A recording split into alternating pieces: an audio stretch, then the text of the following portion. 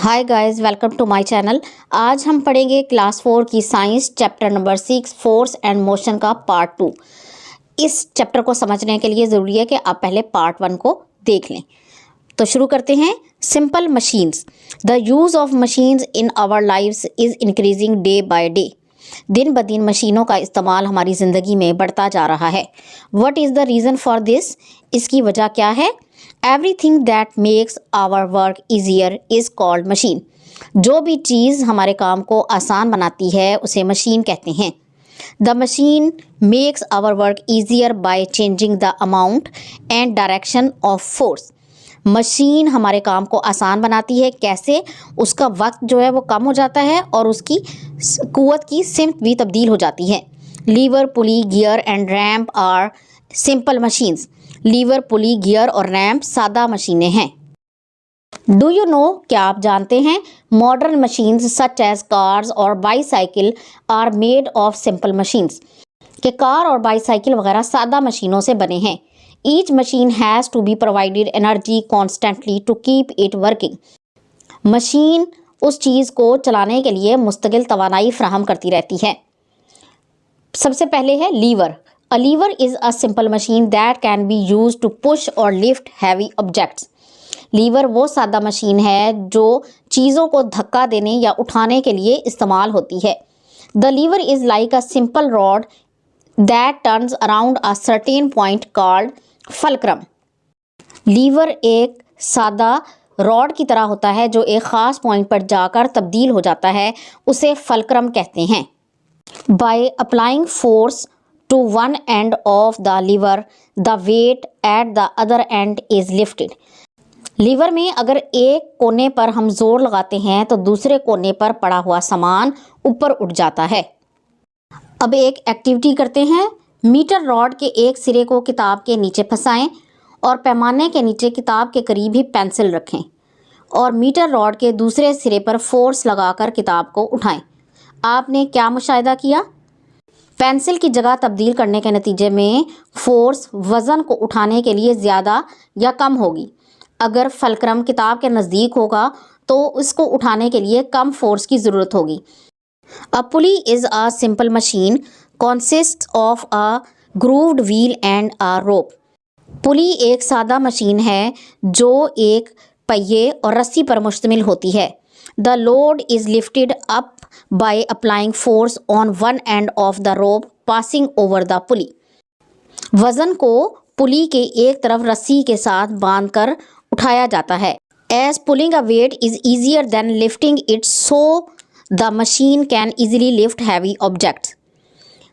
एक लटकती हुई वज़न को ऊपर उठाना आसान होता है, इसलिए इसके ज़रिए भारी वज़न को ऊपर उठाया जाता है। For example, water can be easily drawn from a well by using a pulley. मिसाल के तौर पर एक पुली को इस्तेमाल करते हुए कुएं में से पानी बहुत आसानी से निकाला जा सकता है। The flag is raised up with the help of a pulley. Pulley की मदद से झंडे को भी ऊपर उठाया जा सकता है। For this when you pull the rope down the lift the flag upward. इसके लिए जब आप रस्सी को नीचे की तरफ खींचेंगे तो झंडा ऊपर की तरफ उठता जाएगा। Changing the direction of force makes it easier to work with the pulley. कुव्वत की सिमत को तब्दील करके पुली के साथ काम करना आसान हो जाता है।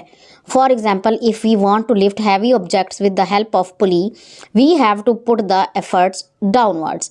मिसाल के तौर पर अगर हम पुली के साथ कोई चीज़ उठाना चाहते हैं तो हमें नीचे की तरफ सारी कुव्वत लगानी होगी। Gear is a simple machine which consist of toothed wheels of different sizes. Gear एक सादा मशीन है जो मुख्तलिफ़ किस्म के दंदानेदार पहियों पर मुश्तमिल होती है। The teeth of these wheels fit it with each other and move together.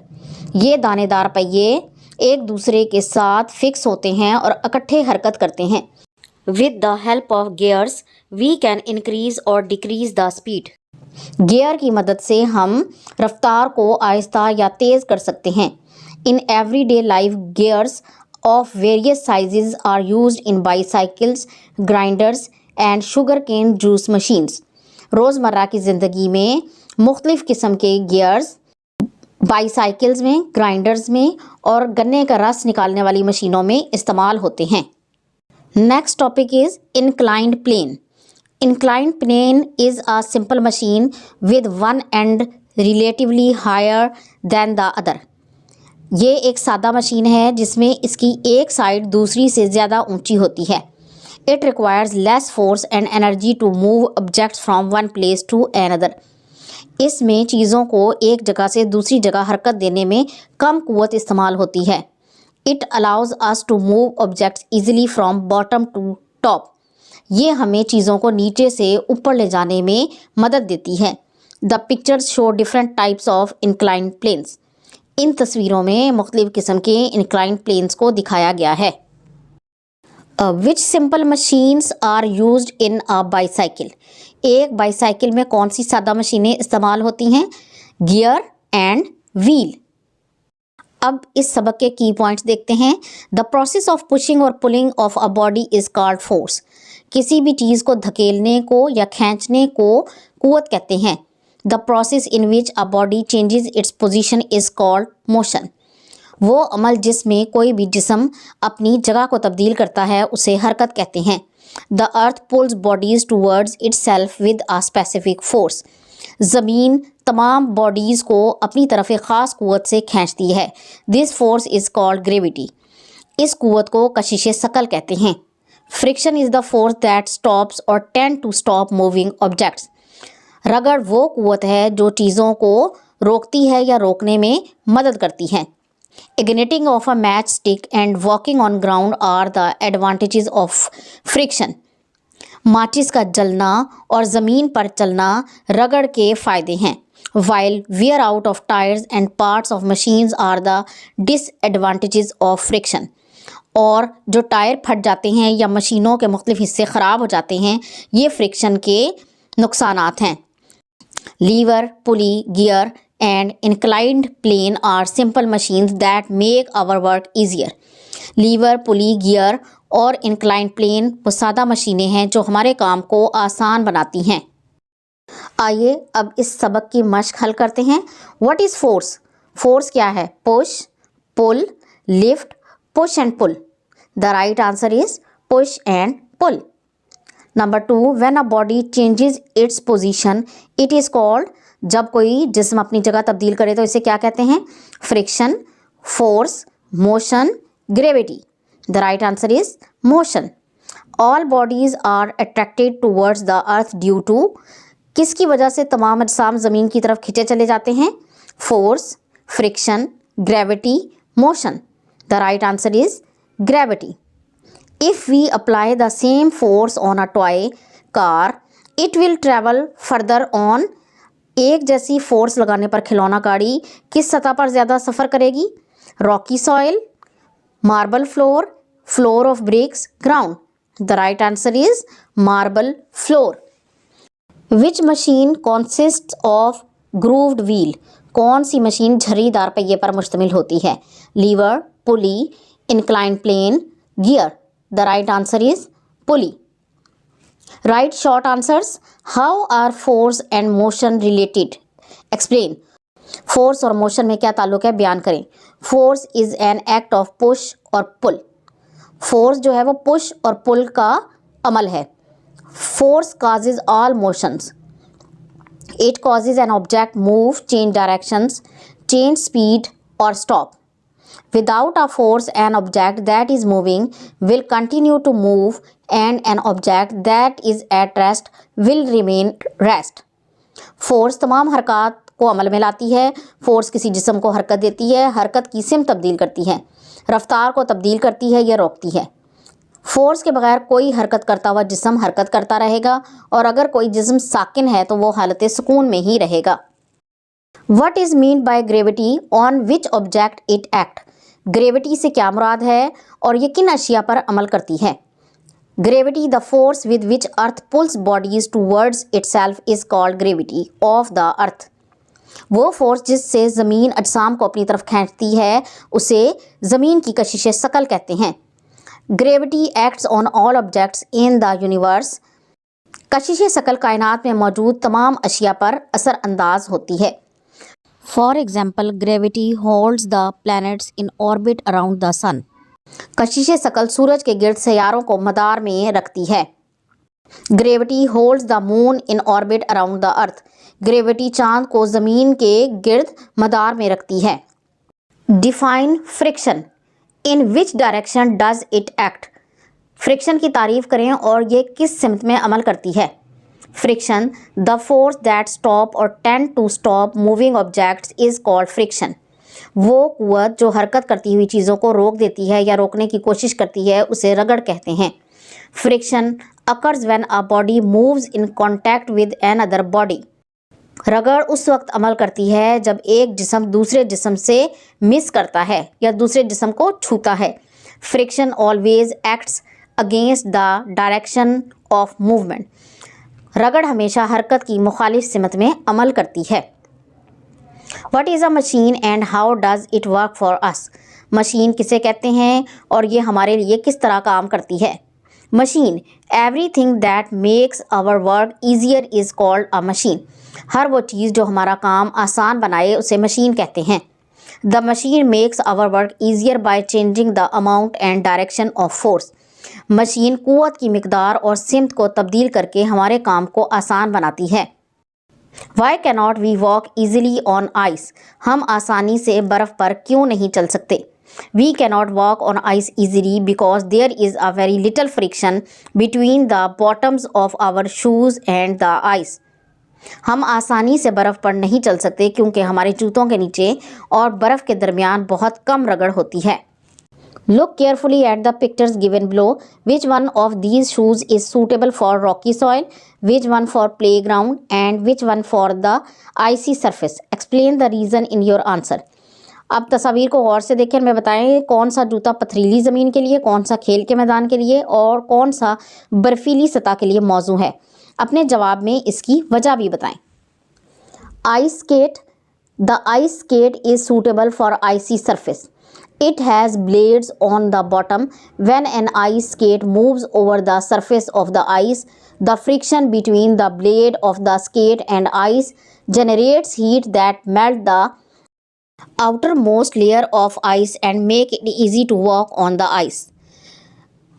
Ice skate बर्फीली सतह के लिए मुनासिब होते हैं। इसके नीचे ब्लेड्स लगे होते हैं।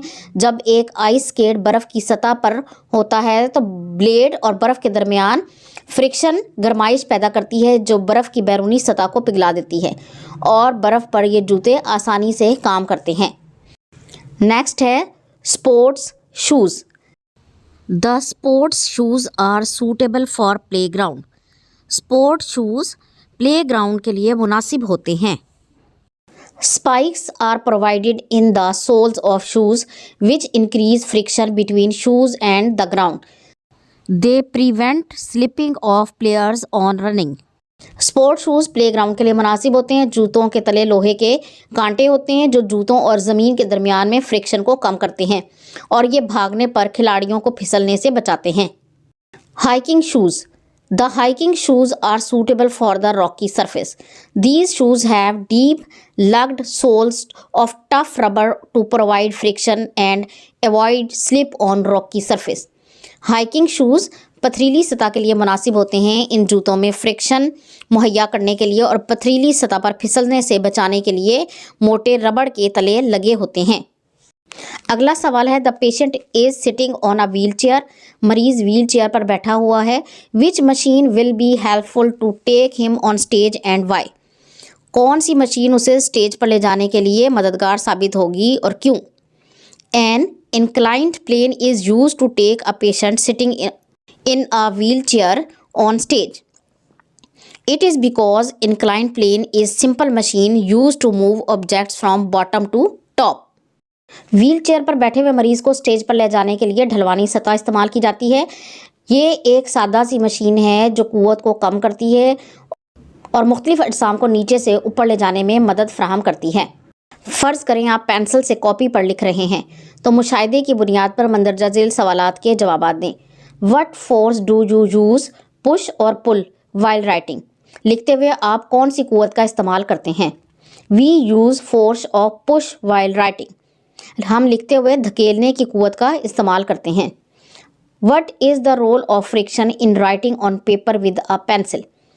कागज़ पर पेंसिल से लिखते हुए फ्रिक्शन का क्या किरदार है। Writing on paper requires friction. First, friction helps us to hold a pencil in our hand. Second, due to friction, the lead of the pencil stick to the paper, which makes our writing visible. पहले तो ये कि लिखने के लिए friction की ज़रूरत होती है, फ्रिक्शन पेंसिल को पकड़ने में हमारी मदद देती है, और दूसरा ये कि लिखते हुए कागज़ पर पेंसिल चिपक जाती है, जिसकी वजह से हमारी लिखाई साफ नज़र आती है।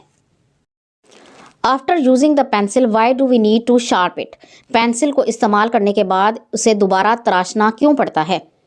When we use pencil the tip of the pencil and the paper rub together.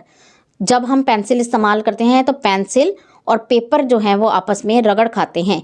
In doing so the tip becomes rough and friction increases. तो जिसकी वजह से निब खुरदरी हो जाती है और रगड़ बढ़ जाती है। In order to decrease the friction, we need to sharp the pencil.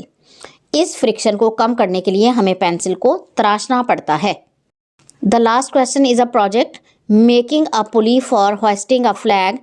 Make a mast in the school ground with the help of a bamboo, an iron hanger, a small wooden reel, rope, flag, plumb line, and bricks. Hoist the national flag of Pakistan with this pulley. बांस, लोहे का hanger, बिजली की तार वाली छोटी सी चरखी, रस्सी, परचम, प्लम लाइन और ईंटों की मदद से स्कूल के ग्राउंड में परचम लहराने के लिए पुली बनाएं और बनाई गई पुली पर पाकिस्तान का कौमी परचम लहराएं। तो ये था आज का सबक। मुझे उम्मीद है कि ये वीडियो आपको पसंद आई होगी। अगर आपको ये वीडियो पसंद आई है और आपके लिए फ़ायदेमंद साबित हुई है तो इसे अपने दोस्तों के साथ शेयर ज़रूर करें। और अगली वीडियो तक के लिए अल्लाह हाफिज़।